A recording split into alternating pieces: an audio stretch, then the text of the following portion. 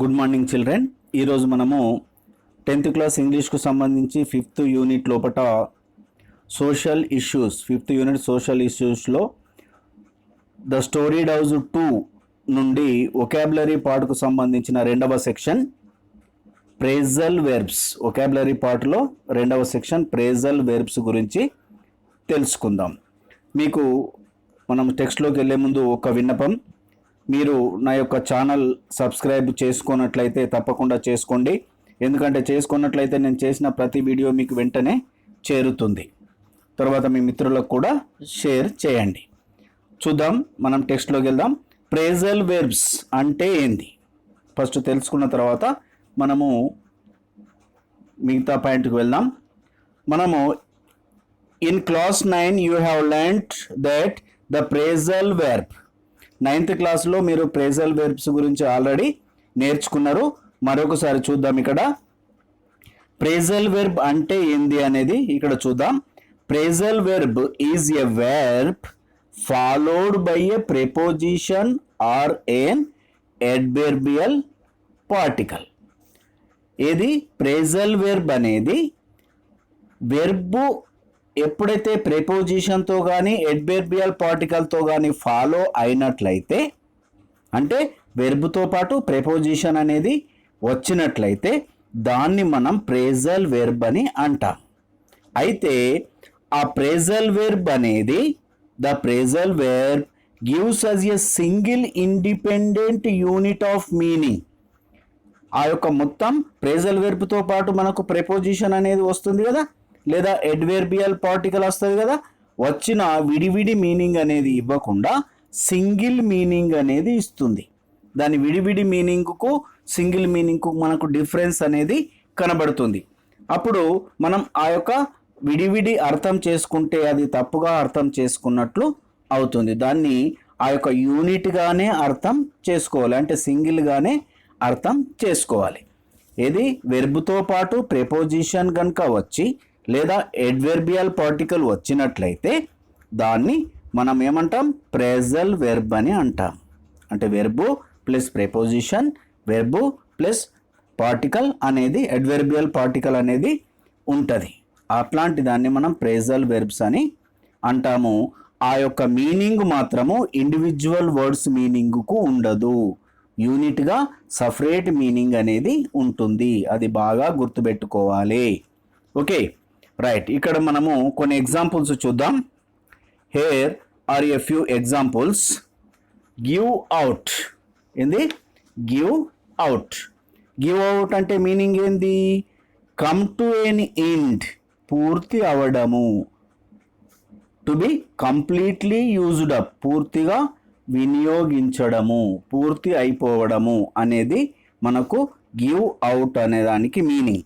గివ్కు వేరే, అవుట్కు వేరే మనం మీనింగ్ చెప్పినట్లయితే దాని పూర్తి మీనింగ్ తప్పు అవుతుంది. ఇది ప్రేజల్ వెర్బ్. ఏంది ఇది? Phrasal verb. దీనికి మీనింగ్ ఏంది? కమ్ టు ఎన్ ఎండ్, పూర్తి అగుట, ముగిసిపోవుట, అయిపోవుట అనే మీనింగ్ మనకు వస్తుంది. మరి ఎగ్జాంపుల్ ఇక్కడ ఇచ్చాడు చూడు. After A month their food supplies gave out. ఒక నెల తర్వాత వారికి సప్లై చేసినటువంటి ఏవైతే ఆహారపు వస్తువులు ఉన్నాయో అవన్నీ ఏమైనాయి? గేవ్ అవుట్ అయినాయి. గేవ్ అవుట్ అయినాయి అంటే ఏమైంది? ముగిసిపోయినాయి, పూర్తయిపోయినాయి, అయిపోయినాయి అని అర్థం. ఇక్కడ మీరు అర్థం చేసుకోవాలి. గేవ్కు అవుట్కు వేరే వేరే అర్థం తీసుకుంటే అది తప్పు అవుతుంది. ఇక ఇంకొక example, set aside. Set aside. Set aside అంటే ఏంది? Set aside. Set aside means to save something for the future needs. భవిష్యత్ అవసరాల కోసము కొంచెం దాచుకోవడం. దానికి సింగిల్ వర్డ్లో ఏమంటాం మనం? పొదుపు చేసుకోవడం అని అంటాం.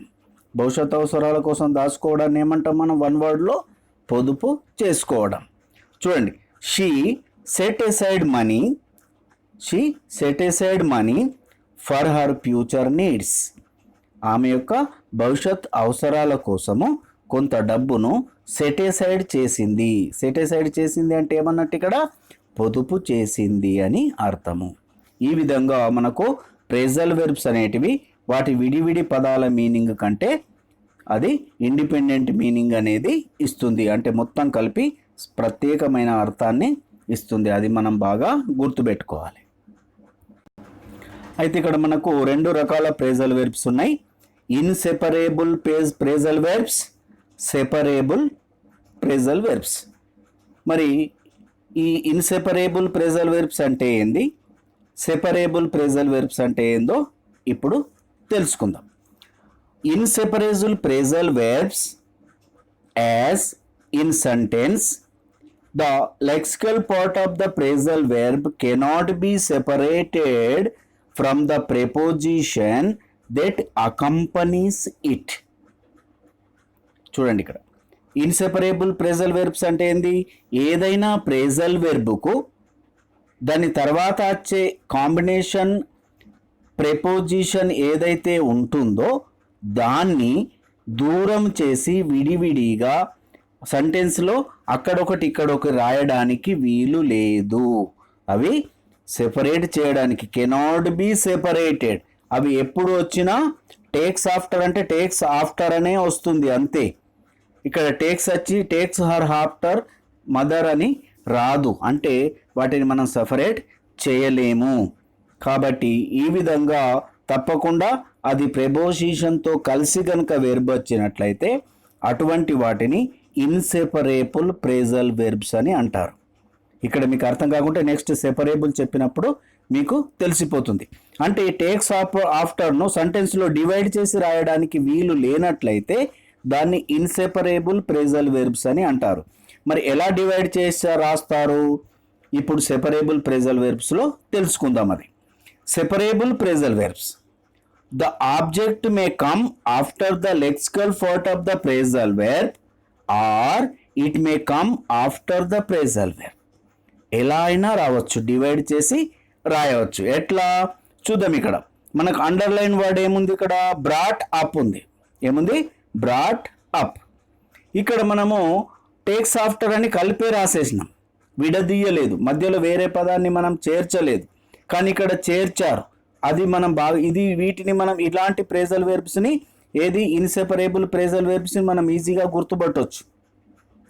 కానీ ఈ సెపరేబుల్ ప్రేజల్ వెర్బ్స్ను గుర్తుపట్టాలి అంటే మనకు ఆ యొక్క ప్రేజల్ వెర్బ్స్ నోటెడ్ అయి ఉండాలి. నోటెడ్ అయి ఉండాలి కదా. ఇక్కడ ఏది ఆ యొక్క వెర్బ్స్ అనేది మనకు వచ్చి ఉండాలి. ఇక చూద్దాం. ఇక్కడ ఏది ఇక్కడ ఒక సెంటెన్స్ ఇచ్చాడు, she brought his sun up. She brought his sun up. దీన్ని ఇలా రాయొచ్చు. ఏది బ్రాట్ అంటే బ్రింగ్ అప్ అంటే పోషించుట, బ్రింగ్ అప్. ఇది V2 form. He brought is son up అంటే అతను తన యొక్క కొడుకును పోషించాడు అని అర్థం. ఇక్కడ దీన్ని ఇలా రాయొచ్చు, లేదా మనం ఇన్సెపరేబుల్గా కూడా రాయొచ్చు. He brought up his son. ఇలా రాసిన రైటే, ఇలా రాసిన రైటే. ఇలా రాస్తే మనం ఈజీగా మనకు ప్రెపోజిషన్ ఆ యొక్క వెర్బ్కు ఫాలో అవుతుంది కాబట్టి ఇది ప్రేజల్ వెర్బ్ అనేది ఈజీగా గుర్తుపెట్టవచ్చు. కానీ ఇక్కడ సెపరేబుల్గా రాసినప్పుడు కొంచెం కష్టం అనేది అవుతుంది. అప్పుడు మనం ఆ యొక్క ప్రేజల్ వెర్బ్స్ని కొన్ని మనం చదువుకొని ఉంటే ఈజీగా గుర్తుపట్టవచ్చు. ఇక్కడ బ్రింగ్ అప్ అంటే ఏంది, పోషించుట. బ్రాట్ అప్ అంటే పోషించను. He brought up is son అని ఇక్కడ రాశాము. He brought is son up అని ఇక్కడ రాశాం. అంటే ఇక్కడ బ్రాట్కు అప్కు మధ్యలో ఈజ్ సన్ అనేది ఇక్కడ యాడ్ చేసాం. ఈ విధంగా మనం సెపరేట్ చేసి కూడా రాయడానికి వీలున్నటువంటి ఏవైతే ప్రేజల్ వెర్బ్స్ ఉంటాయో వాటిని సెపరేబుల్ ప్రేజల్ వెర్బ్స్ అని అంటారు. అది బాగా గుర్తుపెట్టుకోవాలి మనం. She filled up her form. She filled up her form. ఆమె ఫిల్డ్ అప్ అంటే ఏంది, ఇక్కడ పూరించుట. ఏంది, నింపుట అంటాం కదా, పూరించుట. దీన్ని ఇక్కడ she filled her form up. చూడండి, ఇక్కడ ప్రేజల్ వెర్బ్ అనేది డివైడ్ చేయబడింది, సెపరేట్ అనేది చేయబడింది. ఇలా కూడా రాసినా అది తప్పు కాదు. మనం సెంటెన్స్ని అర్థం చేసుకోవాలి. Okay, he burned him up. చూడండి ఇక్కడ he burnt him up, he burnt off హిమ్గా he burn him up. Burnt up అంటే ఇక్కడ ఏంది కాలిపోవుట. ఏంది బర్న్ట్ అప్ అంటే ఏంది కాలిపోవుట. కాబట్టి ఈ విధంగా మనం రెండు రకాలుగా సెపరేబుల్ ప్రేజల్ వెర్బ్స్ని, ఇన్సెపరేబుల్ ప్రేజల్ వెర్బ్స్ని మనం సెంటెన్స్లో గుర్తించి వాటి యొక్క మీనింగ్స్ని మనం అర్థం చేసుకోవాలి. ఇక్కడ చూడండి, మనం దీంట్లో మనకు ఈ యొక్క ప్రేజల్ వెర్బ్స్ లోపట ఏది బర్న్ట్ అప్ ఉంది కదా, దీనికి ఈ యొక్క వెర్బ్కి అనేది ఇక్కడ ప్రొనౌన్ అనేది ఫాలో అయింది. హిమ్ ఏమైంది, ప్రొనౌన్ అనేది ఫాలో అయింది. If the verb in a phrasal verb, if the verb ఒకవేళ వెర్బ్ ప్రేజల్ వెర్బ్లో ఉన్నటువంటి verb followed by A pronoun కనుక ఫాలో అయినట్లయితే the particle can change it's position. దాని తర్వాత వచ్చేటటువంటి ఏదైతే పార్టికల్ ఉంటుందో, ఏది ప్రెపోజిషన్ ఉంటుందో లేదా అడ్వర్బియల్ పార్టికల్ ఉంటుందో, అది తన యొక్క పొజిషన్ను చేంజ్ అనేది చేసుకుంటుంది. ఎప్పుడు ఆ యొక్క ప్రేజల్ వెర్బ్లో వెర్బ్కు కనుక ప్రొనౌన్ ఫాలో అయినట్లయితే ఆ యొక్క పార్టికల్ అనేది తన ప్లేస్ను, తన యొక్క పొజిషన్ను చేంజ్ చేసుకుంటుంది. ఇది మీరు కొంచెం గుర్తుపెట్టుకోవాలి.